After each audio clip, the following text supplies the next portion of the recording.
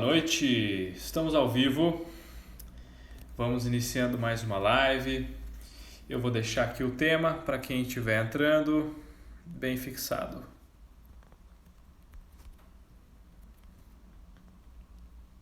Boa noite para quem chegou, estou deixando o tema aqui.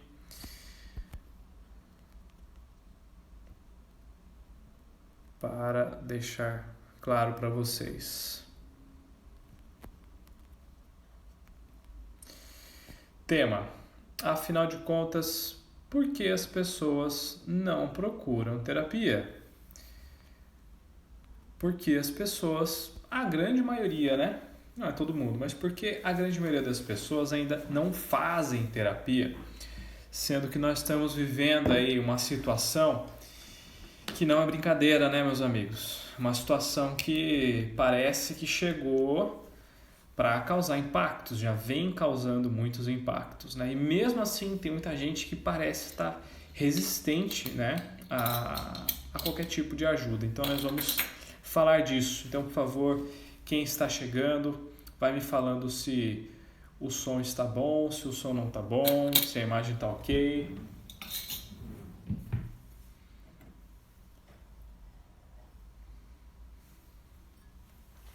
Eu vou dar só mais uns 2 minutinhos e nós já começamos. E por favor, quem tiver perguntas, colocar aqui nessa caixinha, ok? Muito obrigado. Ó, tem mais um aqui. Boa noite para quem chegou. Boa noite para quem está aí. Bom, eu vou esperar só mais um pouquinho, nós já vamos dar sequência no nosso tema aqui. Por que que as pessoas não buscam terapia? Afinal de contas, o porquê, né? Sendo que isso é um assunto tão relevante, é uma coisa muito importante nos dias de hoje. Na verdade, não só hoje, né? Sempre foi. E, na minha opinião, é a profissão que nunca vai sair de moda, nunca vai poder ser substituída. Boa noite. Bom, pessoal, já deu aí 5 minutos, nós vamos dar sequência. Vamos continuar aqui com o nosso tema. Afinal de contas, por que que as pessoas não procuram terapia? Vamos lá. Eu tenho 2 respostas para essa pergunta.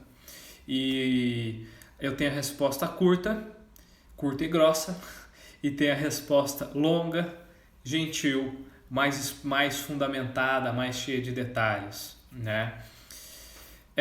Bom, já temos aqui um comentário. Acredito que a falta de conhecimento, muitos falam que é coisa de louco. Exatamente, esse é um dos argumentos que eu vou trazer e eu concordo.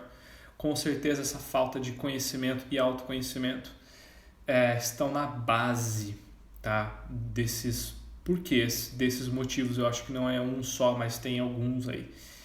Bom, a resposta curta e grossa do porquê que as pessoas não buscam terapia, mesmo quando precisam, é que as pessoas têm ou preconceito com terapia, ou elas são vaidosas e arrogantes demais a ponto de abrir a cabeça, abrir o olhar para ver que elas erram. E elas não erram pouco. Com parâmetro de quem? Meu, do psicólogo? Da mãe, do pai, do vizinho? Não, dela mesma. Muitas pessoas evitam o autoconhecimento, porque a terapia inevitavelmente vai te levar ao autoconhecimento. Então o medo não é da terapia, entende, gente? A pessoa que foge da terapia, ela não foge da terapia, ela foge do espelho. Ela foge do espelho que é o autoconhecimento. É a mesma coisa daquela pessoa que está gordinha ou que está preocupada com peso e ela sabe que ela exagerou ou que ela vem exagerando. Exagerar um dia só não tem problema, né? Você pode seguir uma dieta rigorosa, uma dieta legal para você e um dia você escorregar, um dia você exagerar, não tem problema.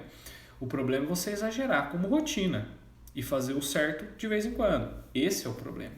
Então vamos lá, mesmo exemplo dessa pessoa que está acima do peso ou que sabe que a saúde dela não está legal. E aí a balança começa a mostrar e aí essa pessoa ela começa a sentir medo da balança.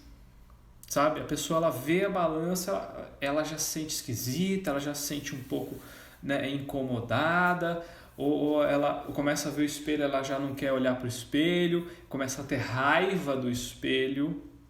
É o mesmo mecanismo. A pessoa que não busca terapia é a mesma coisa do gordinho que tem raiva da balança. É a mesma coisa do gordinho que tem raiva do espelho. A pessoa ela não tem, na verdade, muitas nem sabem o que é terapia. Muitas às vezes nem tentaram, mas fogem não da terapia, fogem do autoconhecimento, que vai ser inevitável na terapia. Então essa é a resposta curta e grossa. A maioria das pessoas que sabe que precisa de terapia tá mal, tá perdendo projetos, às vezes perdendo dinheiro, gente, perdendo pessoas que amam na vida, né? Afundando relações, mas ainda não buscam ajuda, não buscam orientação. Por quê?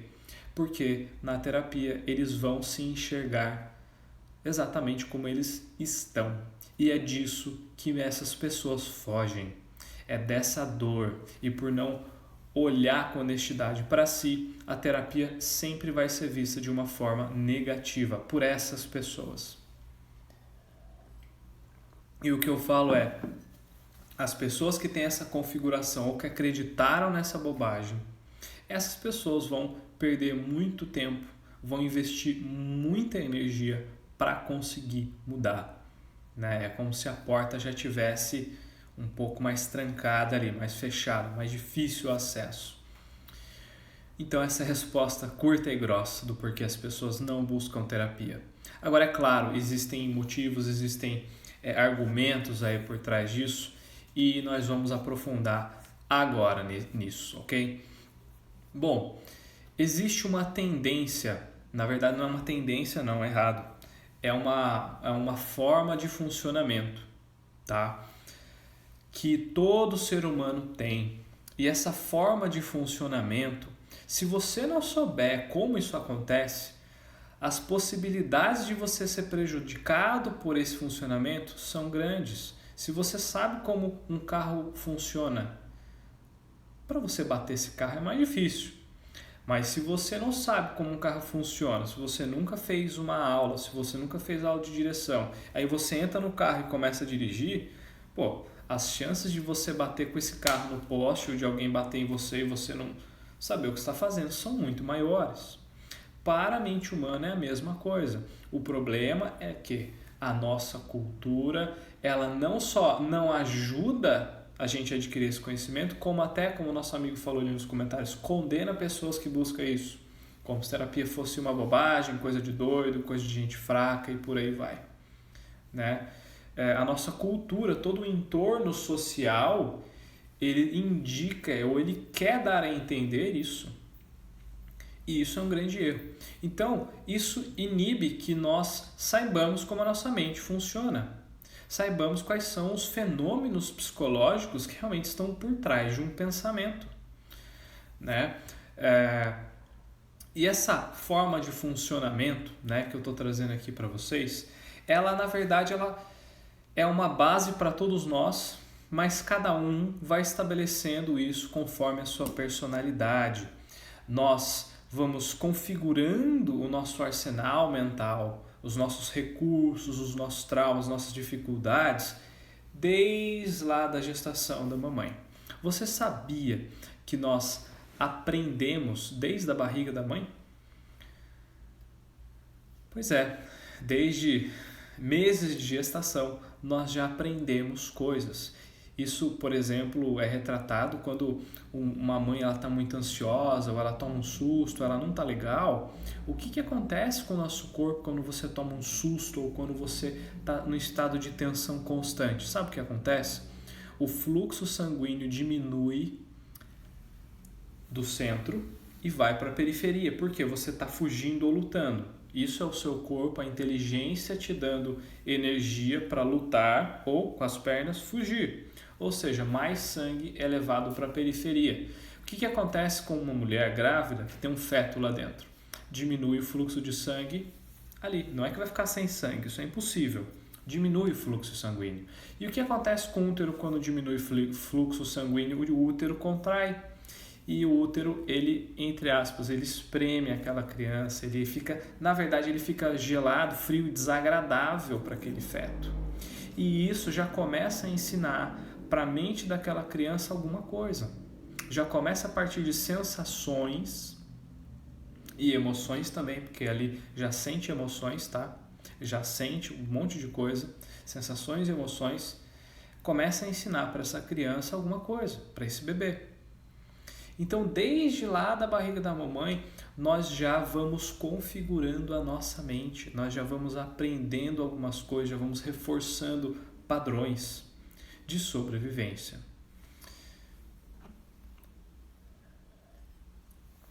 Tudo bem, pessoal? Vocês estão me ouvindo bem aí? Minha imagem está um pouco estranha. Bom, se tiver algum problema, é só vocês me falarem. Vamos lá. Então, só dando esse exemplo aqui para vocês, que lá na barriga da mãe a gente já aprende coisas por meio de sensações e emoções, por conta até da relação que a gente tem com o útero ali. O que vai acontecendo? Isso ao longo dos anos, basicamente do 0 aos 7 anos, nós vamos formando a nossa personalidade. O que é personalidade? É o jeitão que a gente vai ver o mundo. É a forma de se relacionar com o mundo e com a gente mesmo, com as pessoas. É uma base de existência, né, que todos nós temos. E então, durante esses 0 ou menos tantos meses na barriga da mamãe até os 7 anos, nós vamos aprendendo coisas. Sejam essas coisas a respeito de nós, a respeito da própria família, da realidade, do mundo, do outro, né?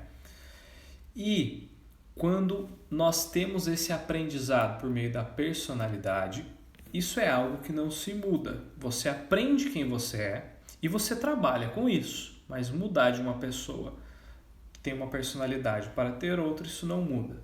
Isso é trabalhado, isso é desenvolvido, tá?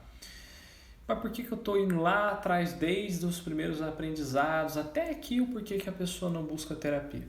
Por quê? Porque quando você tem uma personalidade específica, você tem dificuldades específicas. E isso também traz facilidades específicas. Tem pessoas que são naturalmente mais criativas. Tem pessoas que são naturalmente mais tagarelas. Tem pessoas que são naturalmente mais falantes. Tem pessoas que são naturalmente mais exibicionistas, mais que precisam falar mais, que precisam se conectar mais. Isso tem a ver com traços e picos de personalidade, ok? E quando, por algum motivo, dentro desse meio tempo, ou depois também, né, pode ser além desses 7 anos, isso, você vê que isso não tem a ver com personalidade agora. O fato da pessoa buscar ou não terapia não tem a ver com personalidade, ou seja, a personalidade não define, pode influenciar, mas não define, tá? Pessoas que têm a tendência a se fechar, pessoas que têm a tendência a se isolar, em geral, vão demorar mais ou vão ter que sofrer mais para buscar uma terapia. Pessoas que têm a tendência a se esconder, em geral, vão demorar mais para buscar uma terapia, um auxílio, alguém que possa guiá-los. Tá? Porque nesse meio tempo aqui, do 0 ou da gestação até os 7 anos, foi composta uma personalidade que aprender que fugir é mais seguro, que se esconder é o mais seguro, que vamos dizer assim, bloquear as emoções e os sentimentos é o mais seguro. Tem pessoas que é o contrário, pessoas que quando se sentem mal, o que elas fazem? Elas falam, elas saem se conectando e saem interagindo com todo mundo. Essas pessoas provavelmente vão buscar terapia com um pouco mais de menos com menos objeções, tá? Então, pessoas que têm essa personalidade pode ter, tá, essa dificuldade inicial, porque elas têm uma sensação, veja, aí a gente vai para um âmbito que é um âmbito mais subjetivo. Se você começar a conversar com a pessoa, se você tem conhecimento, você vai exaurir os argumentos dela assim, rapidinho. Mas mesmo assim, essa pessoa, se ela estiver ainda nesse patamar, os argumentos dela não serão mais lógicos, serão sensações, serão emoções, serão cada hora é uma desculpa. Quando você está conversando com alguém, cada hora ela dá uma desculpa para o mesmo ponto, saiba, essa pessoa está mentindo para ela e para você, ou só para você. Mas pode ser que ela esteja mentindo para ela também, e nem ela saiba qual que é a verdade. Por quê? Ela está agindo, argumentando, raciocinando, não de uma forma racional. Ela está argumentando de uma forma baseada numa convicção, num paradigma, numa crença. Isso é mais profundo, isso é mais interno. Tá? Então, pessoas que aprenderam a se esconder, que aprenderam a se fechar, em geral, vão ter mais dificuldades de vir buscar terapia. Porém, isso não é desculpa, isso não é um motivo que você vai ser decisivo. Até porque, no fundo, ninguém sai mostrando tudo que está dentro de si para todo mundo. Você vai filtrando. Eu sei que tem pessoas que eu posso falar mais do que realmente está dentro de mim. Tem pessoas que eu não posso e eu não devo. É claro que esse ajuste todo mundo tem. Mas o que eu quero mostrar para você é que algumas personalidades têm como a estratégia de sobrevivência se fechar. E agora a gente entra também em outro âmbito. É por isso que a maioria dos homens, eles têm resistência com terapia, com processos terapêuticos, né? Porque eles foram ensinados, nós, né? Fomos ensinados desde muito pequeno que sentir é uma fraqueza, que olhar para as nossas fragilidades vai nos fraquejar, que olhar para as emoções é coisa de mulher e por aí vai. Ora, isso é uma grande bobagem. Isso é uma grande bobagem, isso é um equívoco da nossa cultura. Quando você aprende a trabalhar com as suas emoções, você começa a adquirir uma confiança muito maior em tudo que você faz. Porque você está em contato com as suas vontades, com os seus desejos, com as suas sensações reais. Ok, pessoal? Então, por isso que muitas pessoas ainda são resistentes, porque elas aprenderam ao longo do tempo que mostrar o que está no coração delas é perigoso. É isso que elas aprenderam e por isso, isso é uma grande razão do porquê muitas pessoas não buscam ajuda. Agora, é claro, como eu falei para vocês, essa resposta longa, mais fundamentada, com os argumentos. Porém, eu não posso me atrever a dizer que todo mundo que não busca terapia é por causa disso. Eu não posso. Ok? Porque a gente não sabe também. Cada caso é um caso, mas eu arrisco a dizer para você, se você parar para raciocinar, você vai ver que a maioria, se não todos, tá? Provavelmente todos os argumentos que você tem que te levam a não buscar auxílio quando você precisa, não são argumentos racionais. E não, eles não são razoáveis. E não, eles não têm nada a ver com a lógica. Eles não correspondem à realidade. Eles correspondem a uma sensação e a alguma emoção que você aprendeu, talvez você não lembre quando. Então, gente, no fundo, isso é mais um grande argumento do porquê você deveria buscar. Não porque você não deve buscar, é porque você tem que fazer exatamente porque lhe falta motivos razoáveis para não fazer isso. É só medo de olhar o que está aí dentro. É medo do espelho. É o gordinho que tem medo e raiva da balança. Né? Uma vez conversando com umas pessoas e tal, um grupo de pessoas, e aí o tema ali era o financeiro e tal. E aí algumas pessoas falando assim, nossa, Matheus, tem épocas, cara, que eu tô tão ruim de grana que eu tenho medo de abrir o aplicativo do banco e olhar o extrato. Olha só, é a mesma coisa. O cara que está com dificuldade financeira, ele tem medo e às vezes até raiva do aplicativo do banco. Mas será que ele está com raiva do banco? Será que ele está com raiva do aplicativo? Gente, isso não é lógico. E as pessoas falam isso como se fosse natural. Mas se parar para refletir, não é natural. É bizarro. É bizarro você ter raiva do aplicativo do banco. Está completamente desorganizado. Eu entendo que você fique desmotivado e que você fique mal ao ver que o dinheiro não está do jeito que você queria ou que você não está criando ou gerando aquela renda. Eu entendo. Mas veja que começar a desejar mal para o aplicativo do banco, ter raiva do espelho, ter raiva da balança, opa, isso é uma outra questão. Isso é uma adaptação que a sua mente está criando para te mostrar um problema. E é o que você faz para não sentir aquela raiva, para não sentir frustração? Você foge. Ao invés de olhar no espelho e ver o que é que você tem que fazer, você foge. Ou seja, como eu já falei nos stories, quem faz terapia é muito corajoso. Quem olha no espelho, quem se despiu de toda a autoilusão e olha no espelho para ver quem realmente você é e trabalhar com isso, é muito corajoso. Na minha opinião e na minha experiência, aquela pessoa que está disposta a se olhar com toda a auto-honestidade, ela é muito mais corajosa do que aquela pessoa que tem reconhecimento social, que todo mundo diz que é forte, que é aquela pessoa que cuidou de 1000 pessoas e não sei o que. Beleza. Né? Eu não estou dizendo que fazer coisas boas sejam ruins, né? Que nem ajudar pessoas. Não é ruim, é bom. Mas você nunca sabe o que está dentro da pessoa. E às vezes, eu quero que vocês vejam aqui a diferença de uma ação positiva, mas com uma intenção imatura, com uma intenção fraca, com uma intenção que te afasta de você. Muitas vezes pessoas boazinhas, que é uma outra coisa que eu critico bastante para quem me acompanha, pessoas boazinhas não são boazinhas. Elas são medrosas e elas não conseguem saber o que elas realmente querem e elas fogem dessa dor procurando fazer coisas legais para alguém bater palma para ela. Agora, é claro, como eu falei, é claro que fazer coisas boas é bom. É claro que essa pessoa está fazendo algo bom. Eu não vou chegar ao para aí de ajudar essas pessoas carentes aí porque isso está errado. Não, eu não vou fazer isso. Só a pessoa sabe se o movimento dentro dela é. Só essa, eu também não sei.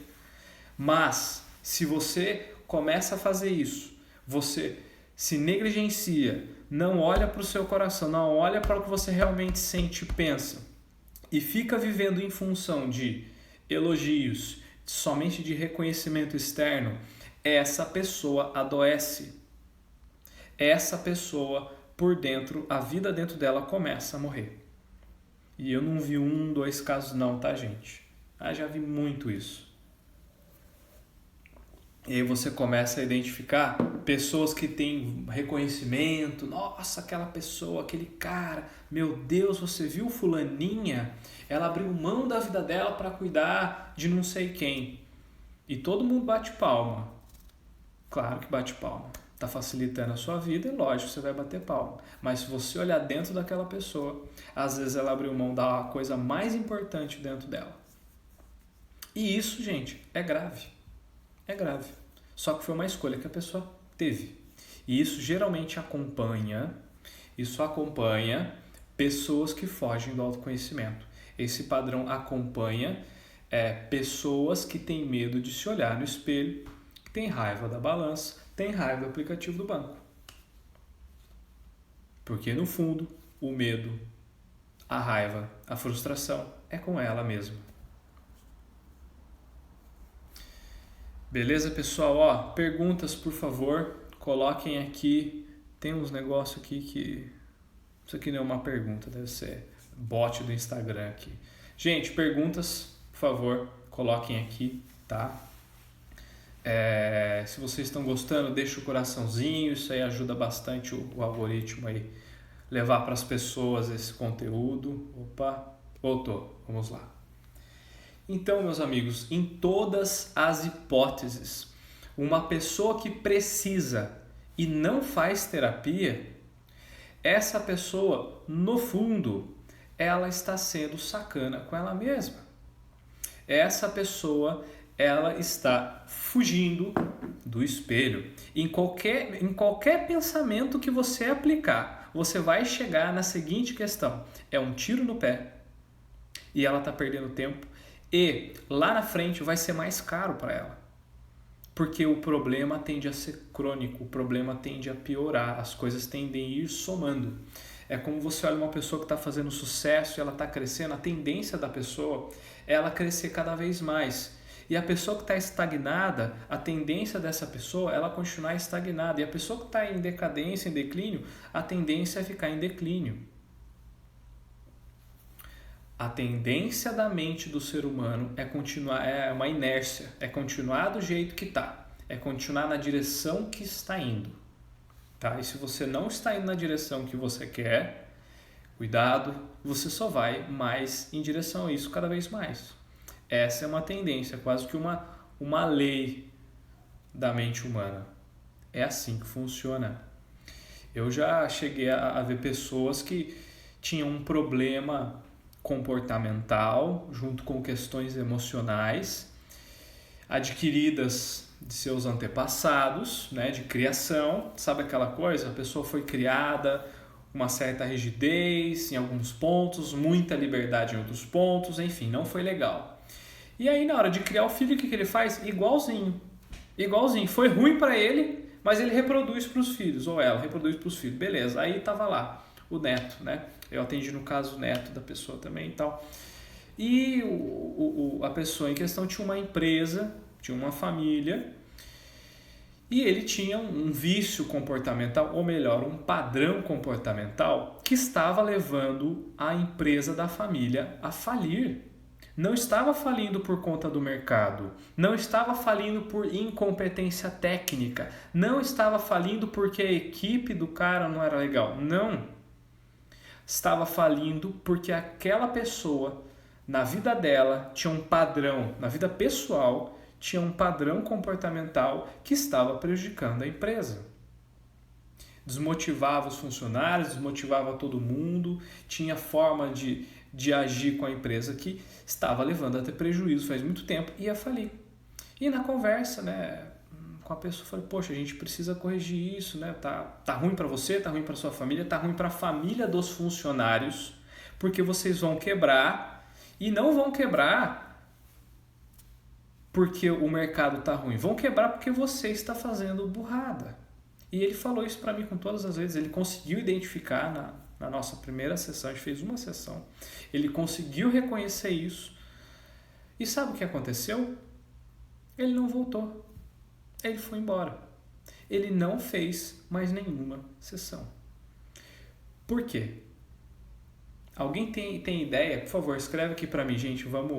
Vamos interagir. Eu quero vir de vocês. Eu quero ver por que vocês acham que ele não voltou.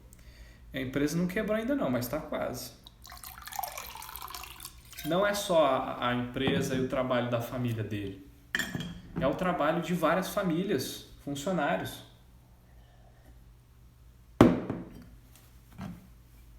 Deixa uma sugestão aí. Por que vocês acham, gente, que essa pessoa não voltou? Boa noite para quem está chegando.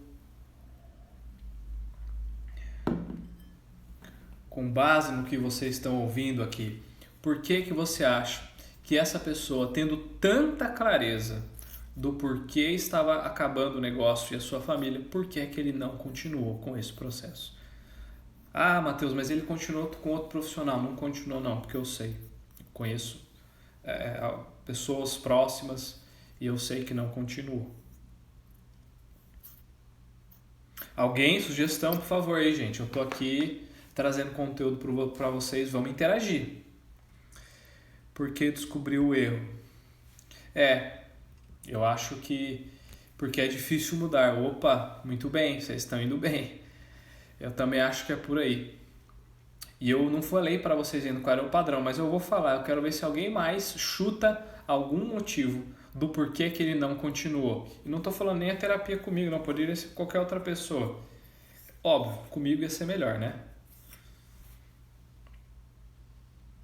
Por que será? Quem mais sabe? Porque a verdade dói. Vocês estão ali muito bem orientados já. É isso aí, é mais ou menos por isso. Sabe qual que era o padrão comportamental dessa pessoa? Sabe qual que era? Ele pegava dinheiro dele e entregava na mão de quem precisava. É isso que ele fazia. E aí, quando acabava o dinheiro pessoal dele, sabe o que ele fazia? Ele tirava da empresa para colocar na mão de quem precisava. E aí a empresa precisava de investimento, a empresa precisava de equipamento, precisava de capital, de giro, né, gente? Empresa sem isso não existe. Precisava para existir, para girar. O que entrava, o que ele fazia, ó, nossa, tem alguém passando fome, tem alguém precisando, puf. O cara ficou sem caixa.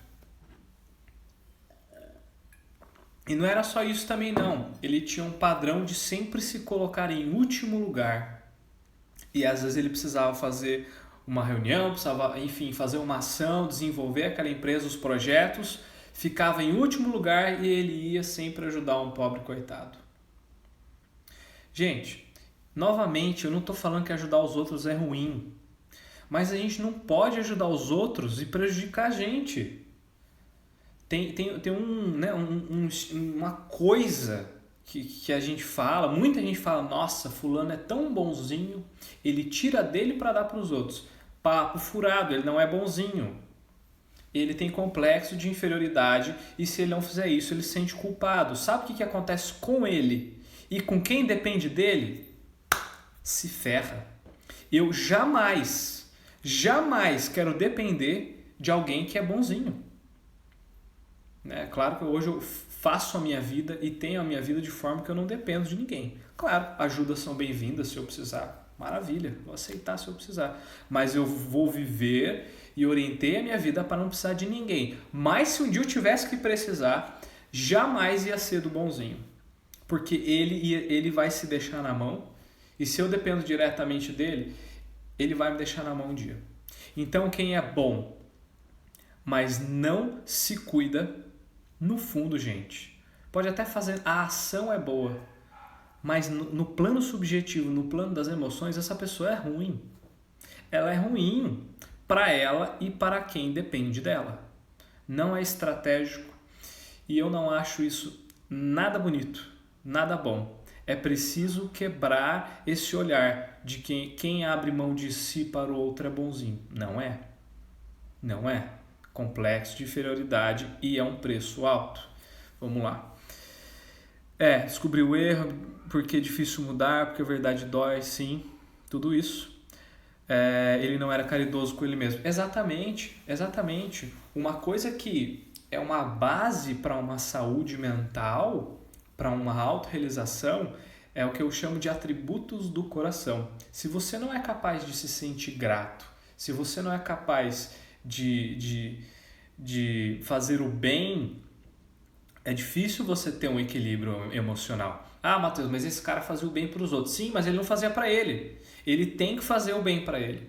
Ele tem que fazer o bem para si, senão ele não vai ficar bem. Não tem como esperar ficar bem e ser feliz, tratando todo mundo bem, mas tratando a mim mal. Não tem, a conta nunca vai fechar. Então, as pessoas que negam ajuda, que negam terapia, no fundo, elas estão fugindo do compromisso com elas mesmas. Um comentário aqui, eu era assim, não sabia dizer não para ninguém, mas esquecia que eu também precisava cuidar de mim. Pois é, isso é muito comum, gente. Eu falo assim desse jeito, mas é muito comum. É muito comum. A dificuldade de dizer não para os outros demonstra a dificuldade de dizer sim para você mesmo. Esse negócio de dizer não para os outros, no fundo, tá errado. Por quê? Você nunca fala não para os outros. Você fala sim para você. Sempre. Quando você fala sim para você sempre, não existe mais falar não para ninguém. Existe uma priorização, tá? E eu sei que muitas pessoas têm essa dificuldade de falar sim para si, se esse sim significar um não para o outro, porque se sentem culpadas. Mas eu garanto para você, dá esse passo. Fala não para alguém, fala sim para você e o não para alguém e fica com essa culpa um tempo. Vive ela. Conhece? Você está fugindo dela. Você está evitando. Uma hora você vai encontrar ela também. Então dê um passo consciente, por que não? Faça isso. Encorajo, né? Isso não é uma instrução, eu preciso, óbvio, uma instrução para ser assertiva tem que entender toda a dinâmica. Porém, eu encorajo que você pense em fazer isso. Pense em fazer isso. Você só vai superar isso a partir do momento que você quebrar um paradigma, que você mudar alguma coisa. Fazendo as mesmas coisas, você não vai mudar, mesmo sabendo o que eu estou dizendo para você. Se você não fizer nada diferente, vai continuar assim.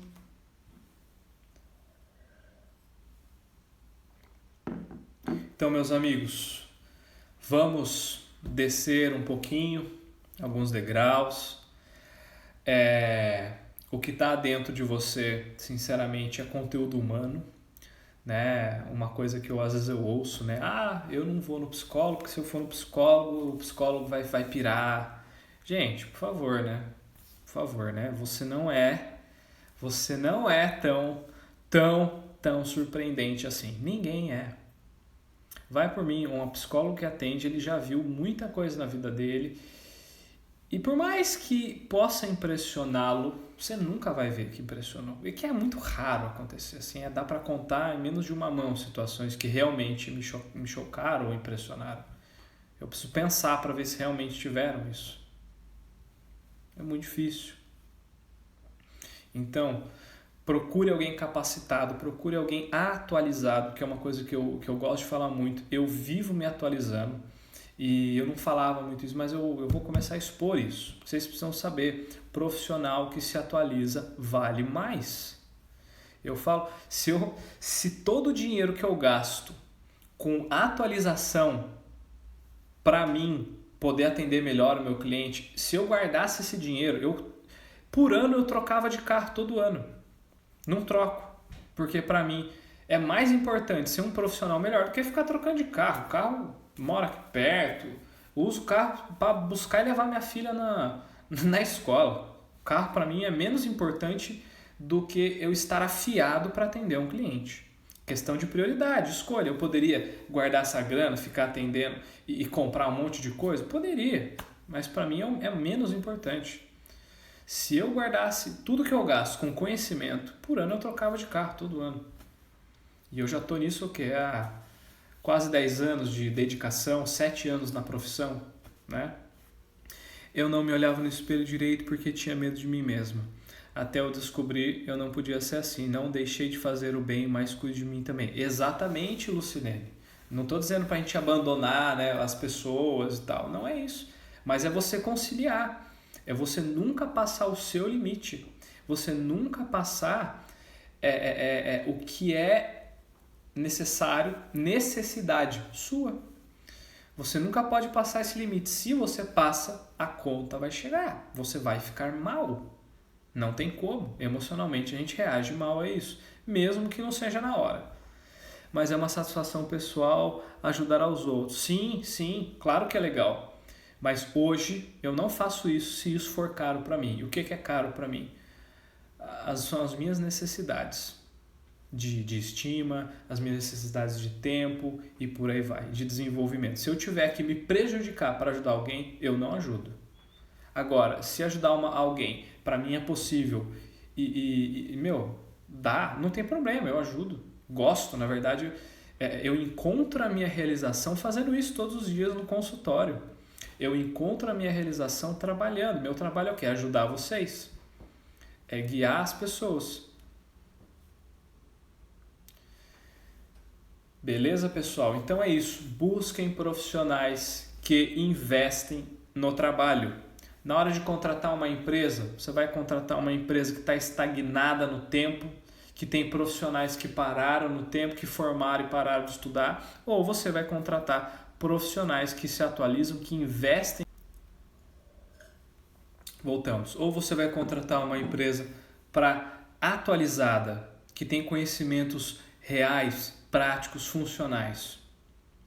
Ou profissional que atualiza, ele vale mais a pena, com certeza. Então, meus amigos, é por isso que vocês devem buscar profissionais que não só falam, que fazem, que vivem aquilo que eles falam. Voltou. Tudo bem, pessoal? Espero que vocês tenham gostado dessa aula de... Voltou. Espero que vocês tenham gostado da aula de hoje, espero que tenha feito sentido. Se não fez também, manda comentário pra gente, vamos conversar. Muito obrigado pela presença de todos, foi um prazer estar aqui com vocês hoje. Semana que vem estaremos de volta com mais um tema. Deixa a sugestão aí pra gente. que a gente vai se falando. Um beijo, um abraço para todos, até mais.